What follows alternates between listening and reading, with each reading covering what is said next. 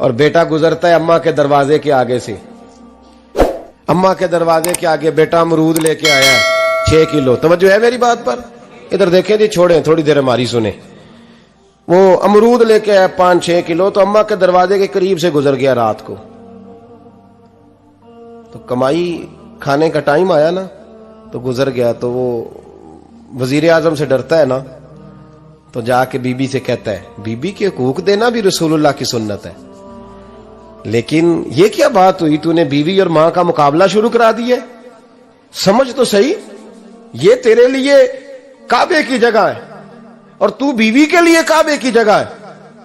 اسے بھی سمجھنا چاہیے، غور کرنا چاہیے. 5 کلو امرود لے کے تو ماں کے کمرے کے قریب سے گزر گیا ہے. بی بی کو جا کے کہتا ہے چل آدھا کلو اماں کو بھی دے آ، اس کے کون سے دانت ہیں. تو پلیٹ میں ڈال کے وہ لائی ہے. تو سمجھا ہی نہیں، تو نے غور ہی نہیں کیا. بندہ تو وہ ٹھیک نہیں تھا، نپولین. پر کسی نے اس سے پوچھا تھا بتا زندگی میں پیسے لینے کا مزہ کب آیا؟ اس نے کہا کہ مجھے مزہ تب آتا تھا کہ میں اپنی ساری کمائی لا کے اپنی اماں کے ہاتھ پہ رکھتا تھا، اور پھر جب میں اپنی ماں سے تھوڑا تھوڑا خرچہ لیتا تھا نا، تھوڑا تھوڑا. توجہ ہے میری بات پہ؟ اماں جی 10 روپے دے آجے. کہتا جب میں تھوڑا تھوڑا خرچہ لیتا تھا نا، تو مجھے یوں لگتا تھا جیسے میں بادشاہ وقت کے سامنے کھڑا ہوں اور وہ خزانے کا منہ کھول کھول کے مجھے دیتا جا رہا ہے. تو اس ذائقے کو سمجھ تو صحیح بھائی، تو اس کو سمجھ تو صحیح بھائی. یاد رکھیں اور غور کریں، ماں اور باپ.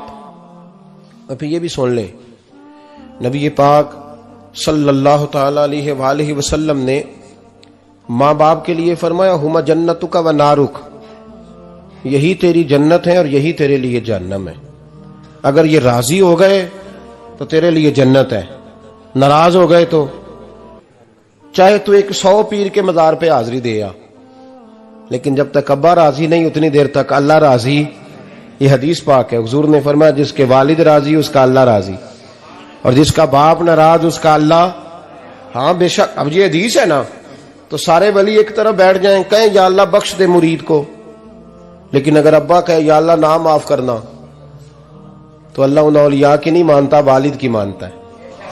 اس لیے بلے شاہ آسمانی اڈدیاں پڑھنا ہے، جیڑا گھر بیٹھا انہوں پڑھیا ہی نہیں.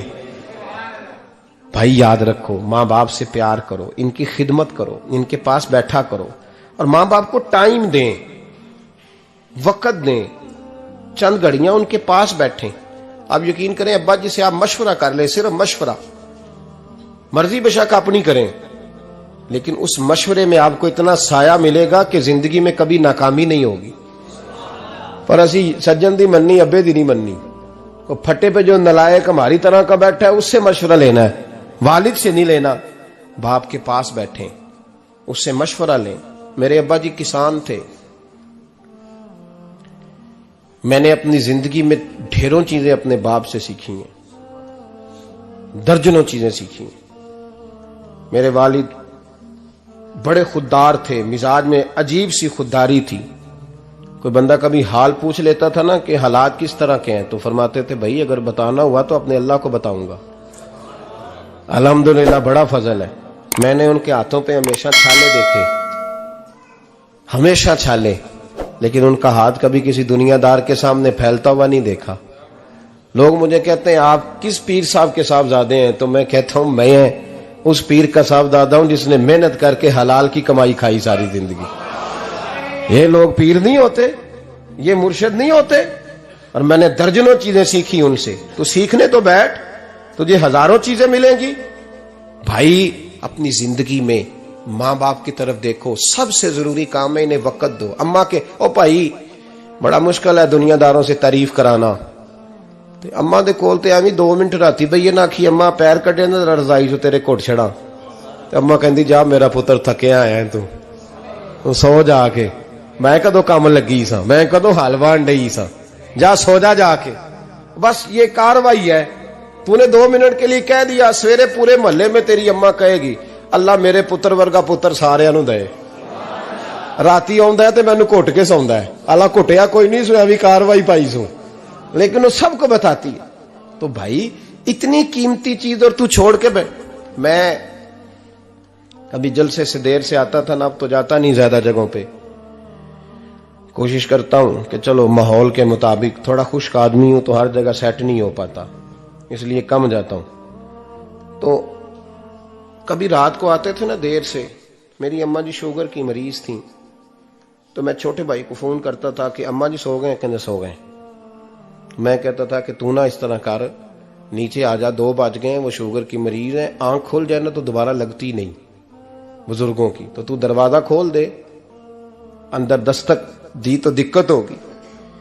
تو میں جوتے اتار کے اندر داخل ہوتا تھا تو پہلا قدم رکھتا تھا تو میری اماں بول پڑتی تھی، پتر آ گئے، آ گئے۔ او بھائی تو اس درد کو سمجھنا، کوئی تجھے ملے گا، کوئی ملے گا تجھے ایسا؟ اب میں دور دراز بھی چلا جاتا ہوں، ان کی زندگی میں نہیں جا پایا، کہتے ہیں ہم نے نہیں جانا، گھر میں رہنا ہے، اس کیف کو سمجھ لے، اس دولت کے قریب ہو جا۔ حضرت ابو ہریرہ رضی اللہ تعالیٰ عنہ فرماتے ہیں میری اماں بوڑھی تھیں، میں ان کی خدمت کرتا تھا۔ باپ کی خدمت اور ماں کی خدمت سب کے حصے میں نہیں آتی، یہ رب جسے محبوب رکھتا ہے اسے یہ موقع عطا کرتا ہے۔ خوش نصیب ہے جسے بوڑھا باپ ملے اور وہ نوکری کرے، خوش قسمت ہے جس کو بیمار ماں ملے اور وہ نوکری کرے۔ حضرت ابو ہریرہ فرماتے ہیں میری اماں بوڑھی تھیں تو ان کا معدہ کمزور ہو گیا تھا، تو میں اٹھا کے پخانہ پیشاب کرتا تھا تو کئی دفعہ میرے اوپر کر دیتی تھی۔ یہ حضرت ابن جوزی علیہ رحمٰن نے اس کو لکھا ہے، فرماتے ہیں میرے دل میں خیال آتا تھا کہ میں بڑا خدمت گزار ہوں اپنی ماں کا۔ ایک دن میں حضرت عمر کے پاس بیٹھا تھا ان کے دور خلافت میں، تو ایک شخص آ گیا، اس شخص نے آ کر کے کہا کہ حضرت عمر سے حضور ایک مسئلہ پوچھنا ہے۔ فرمایا پوچھو۔ وہ کہنے لگا حضور میری اماں بوڑھی ہو گئی ہے، بیمار رہتی ہے، مریضہ ہے، مجھے آواز دیتی ہے بیٹے پیشاب آیا ہے، آواز دیتی ہے تو میں اماں کو اٹھاتا ہوں، ابھی میں بیت الخلاء تک واش روم تک جاتا نہیں کہ میری اماں میرے اوپر پیشاب کر دیتی ہے۔ حضرت عمر سے کہنے لگا حضور بچپن میں اماں پہ پیشاب کرتا تھا، اب اماں میرے اوپر کر دیتی ہے تو حق ادا ہو گیا نا۔ حضرت ابو ہریرہ کہتے ہیں جب اس نے سوال پوچھا تو میرے بھی کان کھڑے ہو گئے، میں نے کہا یہ تو میرے والا مسئلہ پوچھ رہا ہے، میرے والا مسئلہ پوچھ رہا ہے۔ میرے پاس ایک دوست جمعہ پڑھنے آتے ہیں بڑی دور سے، مجھے کہنے لگے حضرت صاحب جدوں بھی میں آؤنا نا تسی میری ہوئی گل چھیڑ دیندے ہو، وہ جو بات ہوتی ہے نا بالکل میری ہوتی ہے۔ میں نے کہا نہیں یار جو میں کر رہا ہوتا ہوں وہ میری بھی ہوتی ہے، وہ سارے معاشرے کی ہوتی ہے، ہمیں لگتا ہے کہ میری ہو رہی ہے حالانکہ وہ بات ہماری سب کی مشترکہ ہوتی ہے، سن لیں اور یاد رکھ لیں۔ حضرت ابو ہریرہ فرماتے ہیں میرے کان کھڑے ہو گئے، میں نے کہا اس نے تو میری بات پوچھنی شروع کر دی۔ حضرت فاروق اعظم سے کہنے لگا حضور بچپن میں اماں پہ پیشاب کرتا تھا، وہ میرے اوپر کر دیتی ہے تو حق ادا ہو گیا؟ حضرت عمر کہنے لگے نہیں کوئی نہیں ہوا۔ اس نے کہا حضور مجھے سمجھائیں، وہ سارے کام جو میں اماں کے ساتھ کرتا تھا اماں میرے ساتھ کرتی ہے تو کیوں نہیں ہوا؟ حضرت عمر کہنے لگے بھائی پیشاب تو بھی اماں پہ کرتا تھا اور اماں بھی تیرے اوپر کرتی ہے، پر تیری اور تیری ماں کی سوچ میں بڑا فرق ہے۔ اس نے کہا حضور کس طرح؟ تو کیا جواب ہے سیدنا فاروق اعظم کا، لو کان نبی بعد لکان عمر ابن خطاب، کیا جواب ہے؟ حضرت عمر فرمانے لگے تیری اور تیری ماں کی سوچ میں بڑا فرق ہے۔ کہا حضور کس طرح؟ فرمایا جب تیری اماں تیرے اوپر پیشاب کرتی ہے نا تو دعا کرتا ہے کہ یا اللہ بوڑھی ہو گئی ہے اسے پردہ دے دے، اور جب تو اپنی اماں پہ پیشاب کرتا تھا تو وہ دعا کرتی تھی یا اللہ میرے لال کو لمبی زندگی عطا فرما۔ فرمایا یہ تیرا اور اس کا فرق ہے، تو پردے کی دعائیں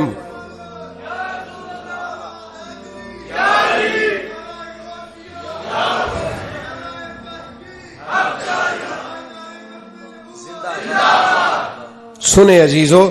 کہا جب تیری اور تیری ماں کی سوچ میں، اور نبی پاک صلی اللہ علیہ وسلم نے فرمایا ہے جتنے بھی گناہ انسان کرتا ہے نا اللہ کریم سزا کو روک دیتا ہے، قیامت میں سزا دے گا، اور جو ماں باپ کا نافرمان ہے نا اس کو دنیا میں بھی سزا ملے گی۔